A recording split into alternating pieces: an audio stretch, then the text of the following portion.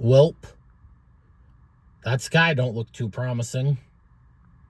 Well, I'm just leaving my office, and I'm heading to Burlington. These people are running. I'm assuming there's a train coming within the next minute.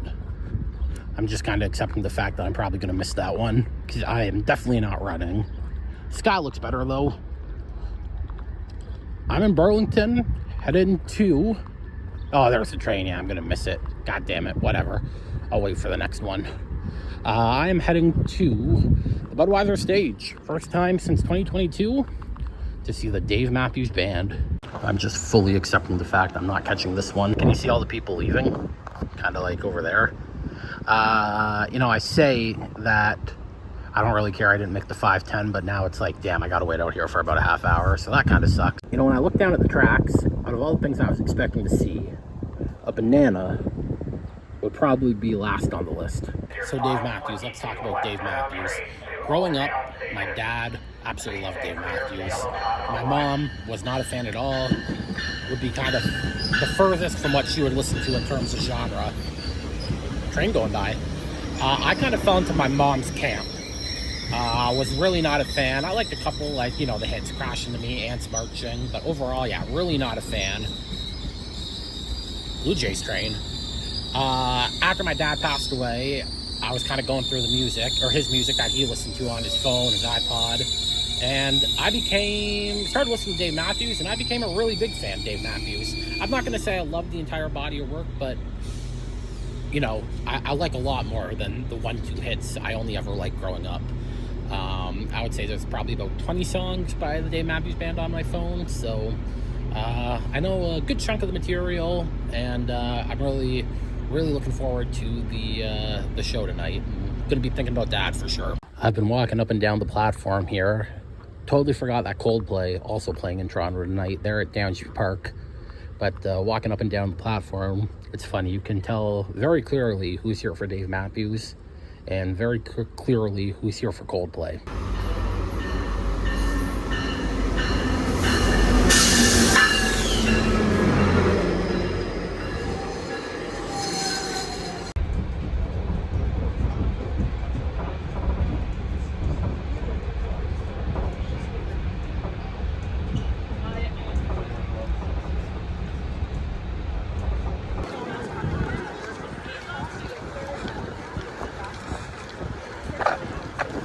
Buddy's rocking the Pearl Jam shirt. So over there, bleachers to the Indy 500, whatever the race is called, the Indy race that happens in Toronto every July, happens right in this area, right over there.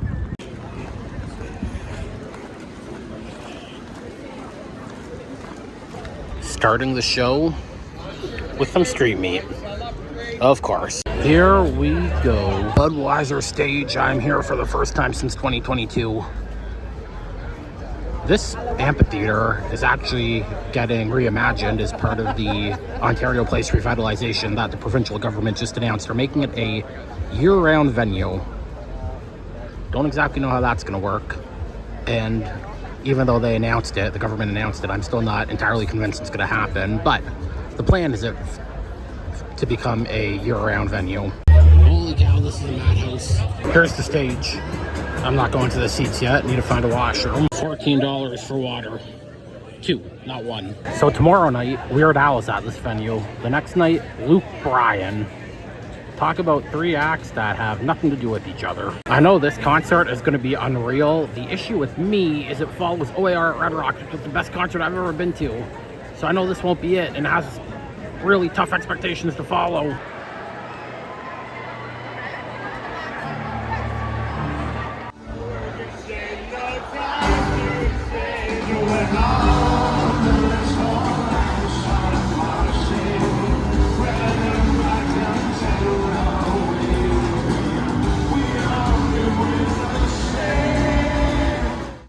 Very nice to be here with you. Thank you so much for coming out tonight. Nice to be up here on this side of the border. Must say.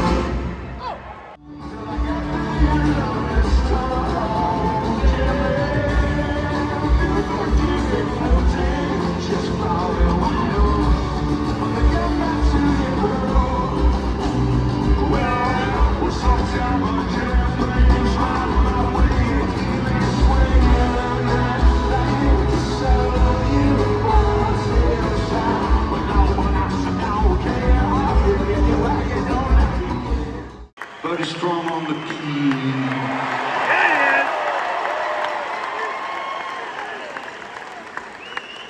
Tim Reynolds on the guitar. And he's 4 feet tall. Devon Lassard on the bass.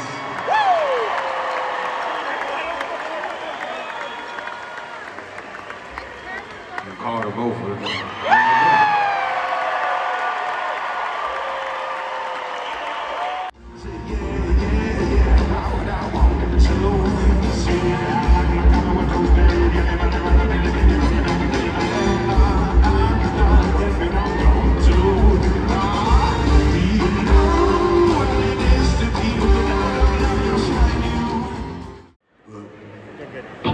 Just to slip it in how crazy it is if you didn't already hear.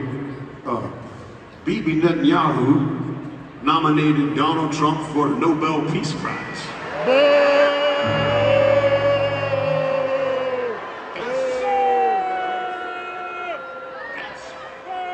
That's just straight crazy. I thought somebody was pulling the fast one on me. I don't even know what to say. I'm gonna shut the fuck up now because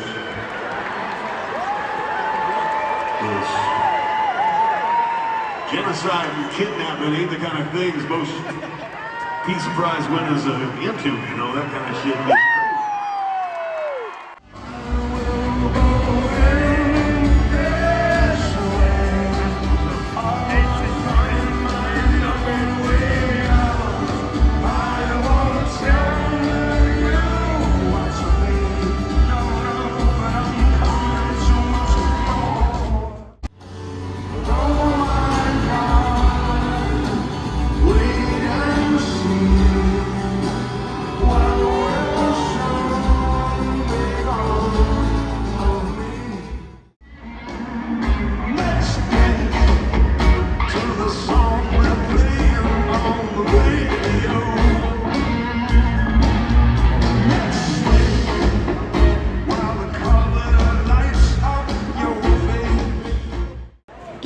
The world is out of its mind.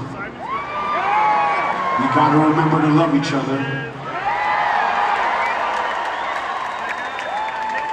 We gotta remember that everybody on earth is our neighbor. And I don't always know what the fuck day it is.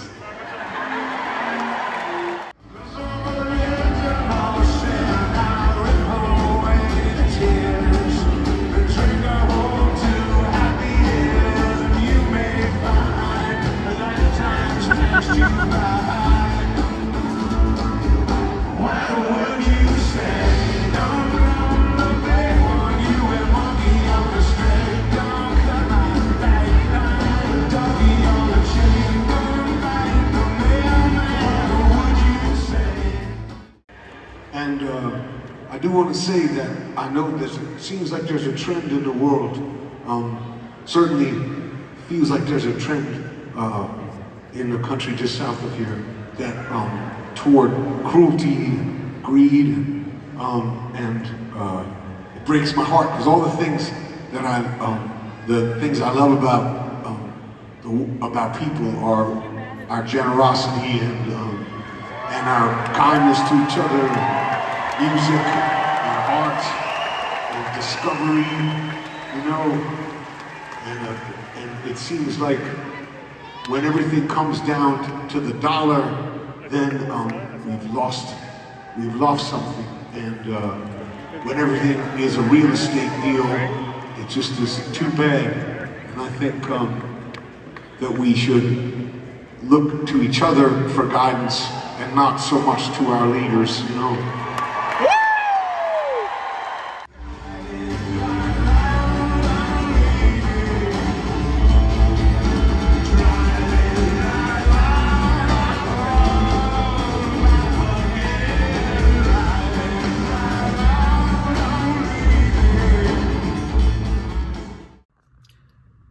And 18 hours later, I'm ending the video where I started it. Apologies about that abrupt ending. I think we were just trying to get out of there after the show, and I didn't really film anything. But overall, really, really good. It was probably the second best concert I've been to this year. Like I said, it has the unfortunate act of following OAR at Red Rocks. But overall, like, yeah, it was awesome. The band was on fire. I thought Ants marching into the best of what's around. Unbelievable 1-2 punch to open the show. Crowd was interesting. A lot of interesting cats in the crowd. I mean, Dave himself is pretty interesting. Mumbles into the microphone. You can't even really understand what he's saying. But he's a hell of a musician, and the band around him is great as well. So, yeah, I really, really enjoyed it. I would totally go again. Late night, though. I've only gotten about 3 hours of sleep. I had to come back to work, into the office today for a few meetings. So, yeah, running on fumes, but totally worth it because it was a great show.